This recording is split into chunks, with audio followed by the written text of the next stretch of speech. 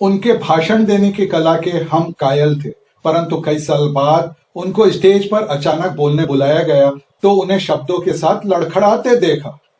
वह महिला कॉलेज के दिनों में बेहद स्मार्ट थी, बातों में अच्छे अच्छों के कान कतर देती थी, पर शादी के बाद वे हाउसवाइफ बनी और लोगों से चर्चा में अपने बेबाक ख्याल रखने में पूरी तरह झिझकते हुए वह फेल दिखी। उनकी आवाज पर शहर की अनेक लड़कियां फिदा थी, युवा वर्ग उनका दीवाना था। बड़े व्यापार में लगने के बाद सालों के बाद उन्हें सुना, पर वह जादू खत्म दिखा। तो क्या इन लोगों की वे शानदार क्वालिटीज खत्म हो गई? प्रकृति ने उन्हें जो वरदान दिए थे, क्या वे वापस छीन लिए? फिर क्या कारण है कि ये शानदार लोग खुद से संघर्ष करते देखे गए? मुझे लगता है कि यदि आप खुद की काबिलियत को समय देते हुए उसे साथियों के साथ साधते संवारते नहीं रहेंगे तो उनका स्तर बेहद कम हो सकता है। एक व्यक्ति सप्ताह में कम से कम 3 दिन शाम मंदिर जाता था और साथियों से ज्ञान ध्यान की बातें करता और मस्त होकर भजन गाता था।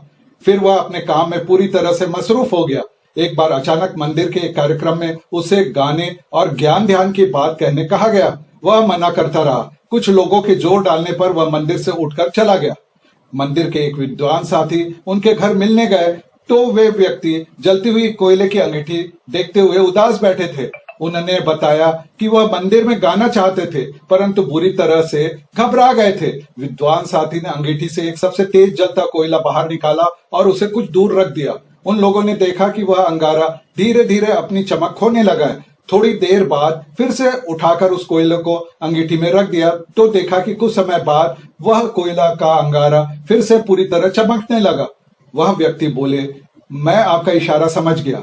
अनेक बार आप उस तरह के ग्रुप से अलग हो जाते हैं जिनके साथ आपकी प्रतिभा को 4 चांद लगते हैं, या आपने प्रैक्टिस छोड़ दी, आपने अपने कुशल साथियों का साथ छोड़ दिया, तो आप खुद की प्रवीणता को कैसे बनाए रख पाएंगे? यदि आपको अपने अंदर की आग की तीव्रता कायम रखना है तो आपको उस गर्म माहौल में जाकर जलना होगा।